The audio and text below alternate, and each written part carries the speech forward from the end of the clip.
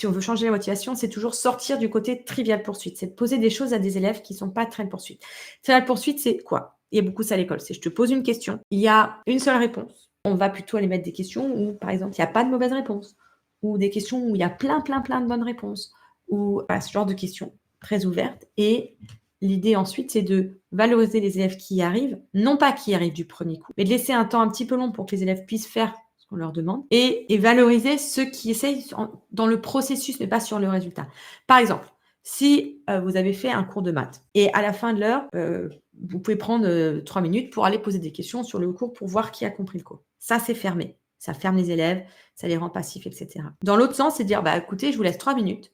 Donc, vous écrivez le plus de questions possible sur le cours. Et le but, c'est d'en avoir le plus possible. Et donc, les élèves vont écrire des questions. S'ils sont très passifs, il va y avoir quelques élèves qui vont en écrire quelques-uns. Et là, l'astuce, c'est les profs ont dit, on sauce. On félicite copieusement les élèves qui ont mis des questions. En disant, ah, mais elle est hyper intéressante, ta question, etc. Et si c'est des questions qui sont des erreurs, ça peut être par exemple une question qui montre que l'élève n'a pas compris le cours, on félicite. Ah, mais bravo, tu as osé poser une question qui montre que le cours n'est pas compris. Grâce à ça, on va pouvoir apprendre. Merci de donner cette erreur au groupe pour que tout le monde puisse apprendre, etc. Tout ça, je vais en parler dans ma classe virtuelle du 22 janvier à 14h qui s'appelle Marre des copies.